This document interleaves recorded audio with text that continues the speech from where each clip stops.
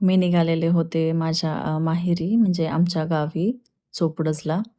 तर गाडीवर चाललेलो होतो आणि वातावरण एवढं छान झालं होतं. आम्ही 4, 4:15च्या दरम्यान निघालो होतो पुण्यातून.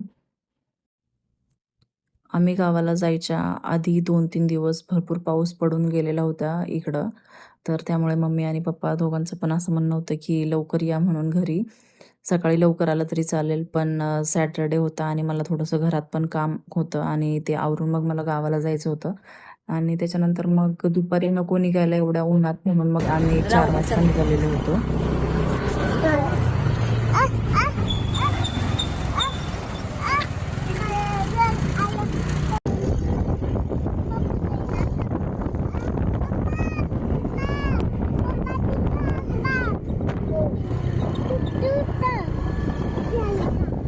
कुठे कुठे पिलू?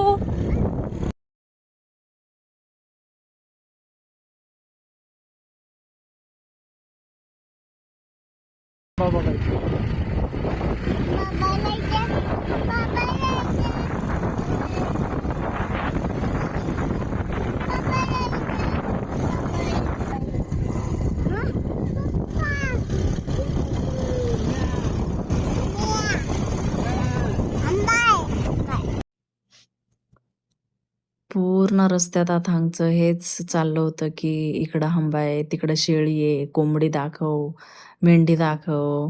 आणि हा जो कॉर्नर आहे, हा माझ्या गावाच्या खूप जवळ येतो आणि हे आता आम्ही पोहोचलेलो आहोत आमच्या शेतात.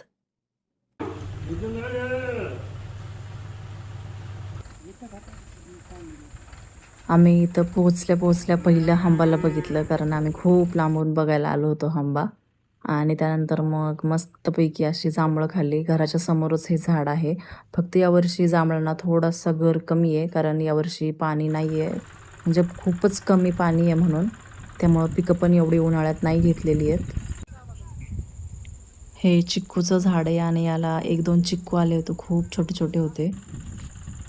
चिंचा मात्र भरपूर होत्या. चिंचाने झाड पूर्ण भरलेलं होतं.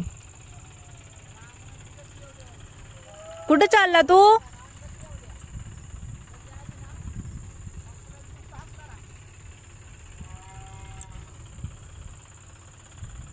ही आहे गावाकडची संध्याकाळ.